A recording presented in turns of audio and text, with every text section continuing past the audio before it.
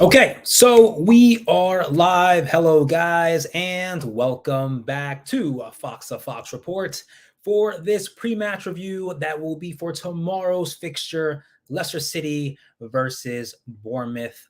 Our last hope. The last hope. The last, logically speaking, chance to get 3 points in order for us to build up some momentum to proceed further with the last 8 remaining fixtures after this match on Saturday, to get something to bring to our following match which will be against Manchester City over at the Etihad. So, in order for anything possible, anything positive to happen, we have to get 3 points tomorrow against Bournemouth. And that's another thing. Bournemouth have never, ever been an easy side to play, home or away. Typically, whenever we play Bournemouth in recent times, it always has been a dependable match where we had to win. Last time we played them that we really needed to win that match was not because we're getting relegated. No, we never were in this type of situation, at least not in a long time. Last time we played Bournemouth was where we were trying to fight for Champions League, so fight for top four. But no, we lost that match over there in Bournemouth. I think it was 4-1. Horrible match where I think Soyuncu got a red card, down to 10 men, and it was just a complete disaster. So I'm not going to go into this match with the full confidence that it's going to be easy. No. Our players have to put their part. We have to leave what has happened against Aston Villa aside, even though we have some positive things to take away from that match against Villa because we played great as far as keeping possession, pressing, taking away possession, and then, trying to create things that we've not seen with Brendan Rodgers in his recent matches. So, if there is something that these players can just gather up from the match against Aston Villa is that they can play, they can create, and they can score. That's if they take their chances. So, both teams need a positive result. I believe we are just slightly below Bournemouth in the table. Correct me if I'm wrong. Let me just double check on that. Give me 1 second. Yes. So we are, as a matter of fact, 2 points from or behind Bournemouth. They have 27. We have 25. One single win, 3 points, will get us out of the bottom three. How's about that?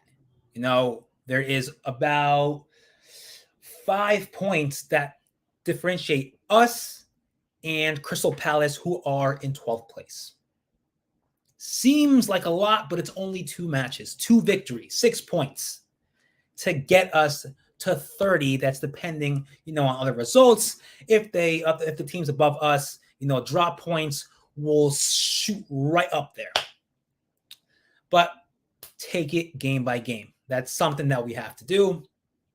And I think that's something that we have been doing as far as not getting too far ahead, in the schedule. But certainly for these last 9 remaining matches, we have to go game by game, not think too far ahead because it is still quite a long time. But no, this match against Bournemouth is a must win. And of course, I want to hear what you guys think. So leave it all in the comments, chats. Let me know what you guys think about this match coming forth against Bournemouth.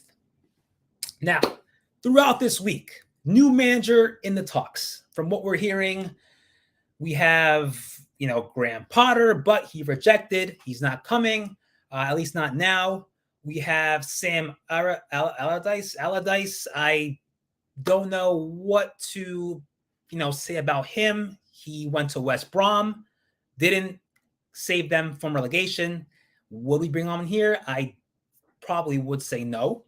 Jesse March. That's one name which I hope does not get anywhere near Leicester City. But based on what I've been hearing on social media, Twitter, apparently there is something with Jesse Marsch and Leicester City, which I hope is all speculation and not true, but somehow will he be coming to Leicester City to try and save us, from relegation? Yeah, something I hope doesn't not happen, because I don't know if it's in this article, but there was something about this regarding Jesse Marsch saying that he would take the job whether we get relegated or not, saying that he would still remain our manager if we were going to the championship to try and bring us back to the Premier League the following season. That's something that I am taking as a complete negative, already thinking like we're not going to save ourselves whatsoever from this season and just go down to the championship. That is not the right mentality. That's not something that you would, come into a new team that's currently fighting for safety, but already go with the anticipation that you're going to go down. No. So already, I do not want Jesse Marsch. I never thought he was a good manager whatsoever, even before coming to Leeds. Certainly, it takes a very, very special manager, a huge distinction between the Premier League and other leagues in Europe. Managing a team in the Premier League is way, way tougher than managing a team in Germany, in Austria, which we came from. It's not the same. Every single team in the Premier League is tough. It's the most competitive league in the world. And Jesse Marsch couldn't do anything with Leeds. And yet, we somehow have a link with them. It would be a huge, huge setback if we were to get Jesse Marsch. So going into the comments, Byron, I'm glad they got rid of the coach. We're all glad Brendan Rodgers is gone, but that's all from last week or last weekend, and it's over with. We're just focusing on what is going now, and that is this match against Bournemouth coming on Saturday, and then the other matches remaining till the end of the season. But yes, that is something that we have to truly find some sort of just passion, something to bring tomorrow and get 3 points, because that is what we need. We cannot afford a draw. I'm not even going to say a loss. We cannot afford anything. Now, depending on how Bournemouth approach us, they can do with a draw. They're above us. They have a bit of advantage of how they can end the match, but us, 3 points and no less. So, what happened against Aston Villa? Kieran Dewsbury-Hall was suspended, red card, two yellows, and won't be playing in tomorrow's match. So who comes in? I say it should be Dennis Pratt. Now, Maddison was playing on the right against Aston Villa. We went with the formation of, I believe, a 4-3-3. Jamie Vardy did fairly well as far as, feeling a bit more energized. Certainly not many opportunities, but I have not seen him run that hard and that long in a long time. So certainly with Brendan Rodgers leaving, getting dismissed, that was a huge weight off the shoulders of everyone, because what we saw against Aston Villa was positive play, positive energy, everything. So for my starting lineup, what I want to see against Bournemouth, I'd say we start Jamie Vardy, but he needs support, and that is a second striker. So going into the formation and starting 11 that I want to see goes with the formation of a 4-4-2. Everson in goal, the back line. We have Christensen. Thankfully, he's back. Certainly a very effective left back. Fast, Suter, and Ricardo Pereira will be taking that back line. Now, the midfield. Harvey Barnes on the left, Wilfred Ndidi, and Maddison in the center. Of course, Wilfred Ndidi is a defensive midfielder. I believe he played, aside from the mistake he made against Aston Villa, he played quite a good match. So, in the center with Maddison, but Maddison just a little slightly above, Ndidi, and Ndidi, of course, taking that defensive midfield position. And on the right, Dennis Pratt. Or perhaps we could switch Maddison and Ndidi, and Maddison takes the center left, while Ndidi takes center right. Either or works, I believe. But of course, Madison is much more effective in the center rather than on the right. And I believe Dennis Pratt, has the experience to play that right winger role. Even though that is not his preferred position, I think it's much more effective than Tete. Tete has not been that consistent, didn't play against Aston Villa. There must be a reason why, but that's another thing.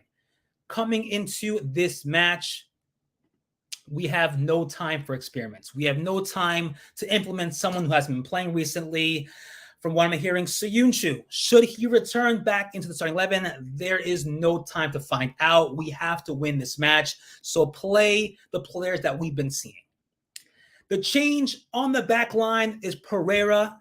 We know Ksenia typically plays that right back role starting, but frankly has not been as effective, has been really just being too wide in that back line, allowing so much access between him and Suter, so many through balls like we saw against Aston Villa with, what's his name? Sorry, my bad. Forgot his name. Sorry, folks. Ollie Watkins. So his goal, we've seen so many times that exact play, a through ball through the middle, in between our players, 1v1, and these instances, they make the goals. So it's something that's so avoidable, but Ksenia has been lacking as far as holding that back line. And, in general, the whole back line pressing up too high has also been an issue. But I believe Ksenia needs to be, given the break on the bench and put in Ricardo Pereira, as I believe Pereira has been much more effective when it comes to attacking, taking the ball up, and linking up with the right winger as well as the striker. And of course, he scored against Crystal Palace over at Selhurst Park. So let me know what you guys think about this formation. It is a 4-4-2. Two strikers up top, Jamie Vardy and Kelechi Iheanacho. Vardy, the pace, Kelechi Iheanacho, the strength, can hold the ball, wait for support. I think that will be a much more effective attacking lineup there. Now, to sub in second half, we put in Daka. We give Vardy no more than 65 minutes. After that, we transition. And I think this match, Kelechi Iheanacho has to play the full 90 minutes. Like that, he can support Vardy and then Daka when he comes on. I think Vardy and Daka cannot be together. Both kind of had the same style of play. None of them will really hold the ball. Vardy maybe can support the ball and hold on for a little bit, but not as strong as Kelechi Iheanacho. There has to be one firm player with the strength to hold that ball. So Kelechi Iheanacho, I prefer him play the full 90 minutes, and then Vardy and Daka rotate either first or second half. So going into, like I said, those issues that we had with keeping the back line so wide, there's so much open space in between our players. I was watching some highlights from Bournemouth's last match against Brighton, and this similar instance happened with Brighton, where Bournemouth gave a through ball. They missed, but certainly something that we've experienced and frankly have not fallen or has not ended in our favor because it's been the goal. So going into this, let me just show you guys. Let me just remove this right here. All right. Oh, sorry.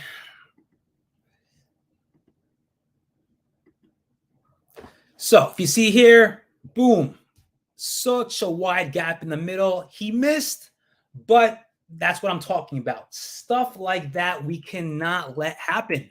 Right there. Why is there such an open space right here, like between these two center defenders? So many instances where this has happened. We cannot let this happen tomorrow, especially with these types of players that Bournemouth have. Fast players. Solanke, a player who always finds his way on the score sheet against us. We cannot let him score.